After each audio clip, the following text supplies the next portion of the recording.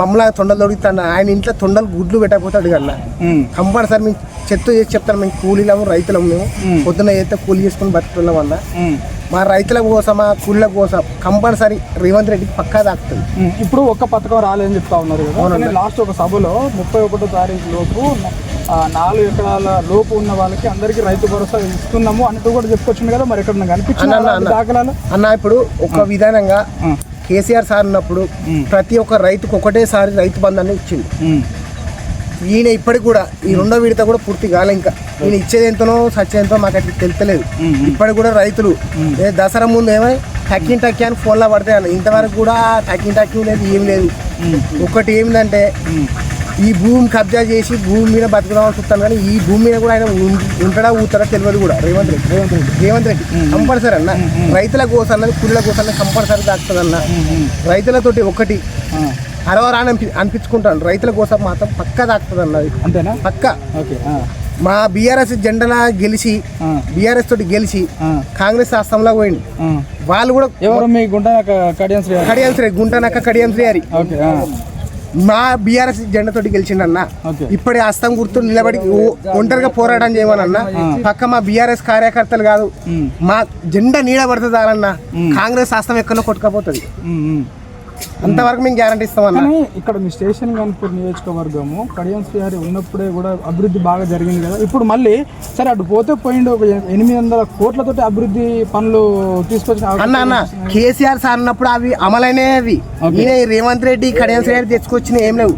Doctor రాజా కేసీఆర్ ఉన్నప్పుడే వచ్చి అమలైనవి అవి. ఇప్పుడు శిలాపలకారం గురించి వీళ్ళు వచ్చేదో ఫోటోలు దిగి పోజులు కొట్టుడు తప్ప అంతేనా, ఏం లేదన్నా. ఇప్పుడు 100 పడకల హాస్పిటల్ కేసీఆర్ ఉన్నప్పుడు డాక్టర్ రాజు ఉన్నప్పుడు అమలైనవి అవి. ఇప్పుడు కావాలని కడియం శ్రీహరి ఈ మన రేవంత్ రెడ్డి వచ్చి కొత్తగా చేసింది ఏం లేదు. బీఫామ్ ఇచ్చినాక కూడా కడియం కావ్యాన్ని తీసుకుపోయి కండువ కప్పిండు, అది పద్ధతి కాదన్న. పక్క బీఆర్ఎస్ కార్యకర్తలు ఇప్పటి కూడా తలుచుకుంటే కాంగ్రెస్ శాస్త్రం అనేది ఉండదన్న. పక్క ఇప్పటి కూడా చెప్తాను, గుండెల మీద చేసుకొని చెప్తాను అన్న. సారే కావాలి, కారే కావాలి. మీ నియోజకవర్గంలో మళ్ళీ తాటికొండ రాజన్న ఆదరిస్తారా జనాలు? మళ్ళీ పక్క డాక్టర్ రాజన్న బరాబరి 100 మెజార్టీతో వెళ్తారన్న. కడియం శ్రీహరి డిపాజిట్ కాదు, అసలు అడ్రస్ లేకుండా పోతుంది.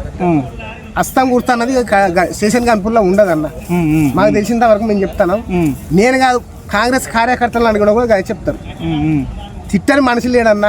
10 సంవత్సరాలు కేసీఆర్ హయాంలో ఉన్నప్పుడు 10 సంవత్సరాలు కేసీఆర్ పాలనలో ప్రతి ఒక్కరికి లబ్ధిదారులు అయినరన్నా. ఈ 18 నెలల్లో ఇప్పటికీ అరిగోస పడతారన్నా, ఒక్కరికి కూడా న్యాయం జరగడం లేదు. ఒంటరి మహిళలకు 20,000 ప్రతి నెలకు టక్కి అని పడుతుంది. ఎక్కడన్నా చేసిందేమున్నది? ఇప్పటి కళ్యాణ లక్ష్మి పథకం ఇంతవరకు అమలు కాలే. వాళ్ళకి షాదీ మెంబర్కి పైసలు కాలే, రైతు భరోసా కాలే, రైతు బీమా లేదు. ఒకటి నువ్వు చేసింది ఏమున్నది? ఏం లేదు. నువ్వు ఇలా 18 నెలల పాలన అక్కడ రాహుల్ గాంధీ చెప్తాంటే ఇక్కడ నువ్వు చేస్తాను. అట్లా కాదు మా కేసీఆర్ సార్, ఆయన తలుచుకుంటే 5 నిమిషాల్లో స్పాట్లో చేసేది. ఆయన మైండ్లో పడాలి, చేయాలి. ఆయనకు పైనుంచి ఆర్డర్ రావాలి, ఈయన కింద చేయాలి. అది కాదు, మళ్ళీ ఢిల్లీ కురకాలి కంపల్సరీ. అలా ఢిల్లీ నుంచి వచ్చినాక కూడా తెలంగాణలో కూడా ముగ్గురు ఉత్తమ్ కుమార్ రెడ్డి, విక్రమార్కుడు, ఈ సీఎం ముగ్గురు కాల్చుకొని అనుకుంటే వాళ్ళు కొలిక్కోతేనే వస్తుంది, లేకపోతే జనాన్ని ఎత్తులో చేయి పెట్టవలసింది తప్పదు. కానీ యూనివర్సిటీ భూమి ఏమన్నదన్నా? భూమి అమ్ముకుంటే ఏం చెల్లిపోతావు నువ్వు? మా సార్ ఏమన్నా అమ్ముకున్నాడా? మా సార్ ఏమన్నా ద్రోహం చేసిండా మీకు? కొద్దిగా న్యాయం అన్యాయం అని తెస్తలేదు. ఆయన ఒక సీఎం ఏమో కదా, సీఎంకు కనీసం మన జనరల్ గా తిరిగే కార్యకర్తకు ఉన్నంత వాల్యూ లేకుండా భర్త ఎట్లా అన్నది? మరి 10 సంవత్సరాలు నేను ఉంటా అనుకుంటా మాట్లాడుతాను. మరి 10 సంవత్సరాలు కన్నా ఇప్పటికి రాజీనామా చేయమను, మళ్ళీ ఎలక్షన్ పెట్టవాను. డిపాజిట్ వస్తే దేనికంటే దానికి ఒప్పుకుంటా అన్న రేవంత్ రెడ్డికి. అవు పక్క. నా పేరు అఫ్జల్ మియా, మాది ఇప్పగూడెం స్టేషన్ గన్పూర్ మండలం. నా పేరు అఫ్జల్ మియా. కాంగ్రెస్ కు డిపాజిట్ వస్తే బ్రాంచ్ నేను ఊళ్ళోకి వెళ్ళిపోతాను. పక్కనే అంటే జనాలు అంత సిద్ధంగా అంత ఆకృతితో మా ఊర్లో ప్రతి ఒక్క కార్యకర్తకు అంత ఉన్నది అన్న. మా మండలంలో ఉన్నది. మా కాంగ్రెస్ కార్యకర్త కూడా అంత అసంతృప్తి. కాంగ్రెస్ కార్యకర్తలు తిడతారు అన్న, కాంగ్రెస్ కార్యకర్తలు తిడతారు మా దగ్గర. అవునా? పక్కా అది షూరు. ఒక్కటన్నా ఆయన చేయాలనుక రాజ్యమేళాలనుకుంటే మంచిగా ప్రజలందరినీ ఆకర్షించుకొని రాజ్యమేళాలి. ప్రజల ముంచి నువ్వు అడ్జేసి భూమి కబ్జా చేసి నేను ఎక్కడ పక్కకు పోతా అంటే కాదు. అది నీ ఒక్కని సొత్తు కానీ, అయ్య సొత్తు కానీ, అవ్వ సొత్తు కాదు. అది మన తెలంగాణ ప్రజలందరిది. గుండె మీద చేసుకొని ఇప్పటి కూడా రేవంత్ రెడ్డి అంటే ఆయన ఫస్ట్ చంద్రబాబు సొత్తు, ఇప్పుడు బీజేపీ సొత్తు అయ్యిండు. ఇప్పుడు కూడా ఈ కాంగ్రెస్లో ఉంటాడని నమ్మకం లేదు. అది మళ్ళీ ఇటు బీజేపీ లేకపోతాడా చంద్రబాబు దగ్గరికి పోతాడా తెలియదు. పక్కా సొత్తు మాత్రం బీజేపీ కన్నా చంద్రబాబు కన్నా.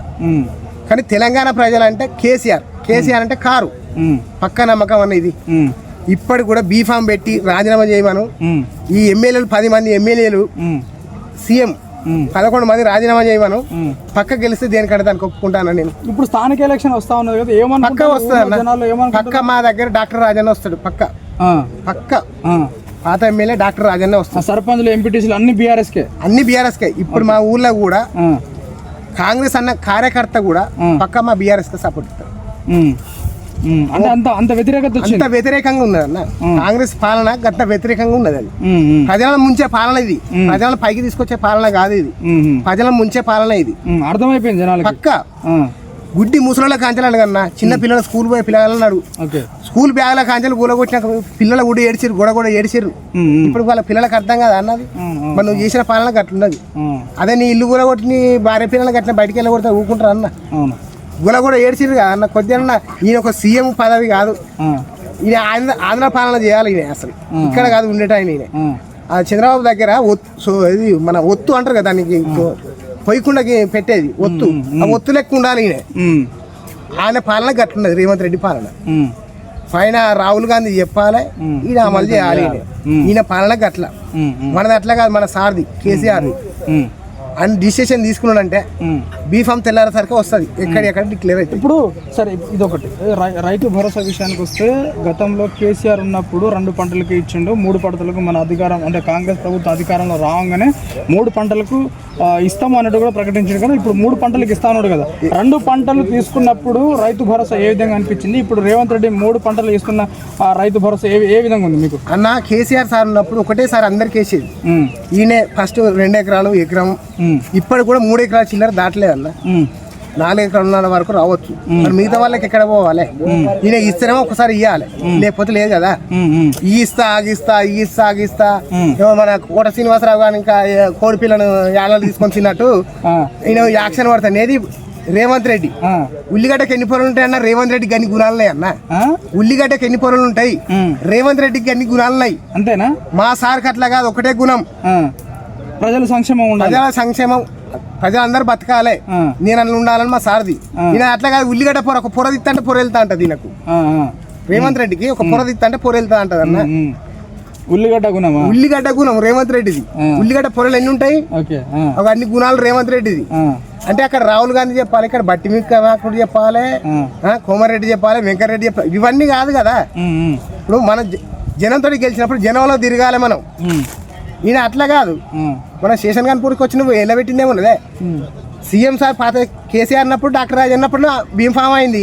శిలాపలకాల గురించి వచ్చి ఓపెనింగ్ చేసిపోయాను. నువ్వు చేసింది ఏం లేదు, పెద్ద ఘనకార్యం. 800 కోట్లు అభివృద్ధికే తీసుకొచ్చిన అమలు చేస్తామని అప్పుడే బీఫామ్ అయింది అన్న. అది బీఫామ్ అయ్యి ఆల్రెడీ ఇచ్చినాక బీఫామ్ లీటర్ ఇచ్చినాకనే ఎలక్షన్లో కోడ్ పడ్డది.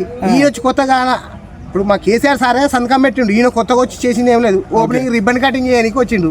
ఎందుకంటే ఉల్లిగడ్డ మనం కట్ చేసినప్పుడు పొట్టు తీసినట్టు వచ్చింది, అంతే, ఏం లేదు అలా. అంతేనా?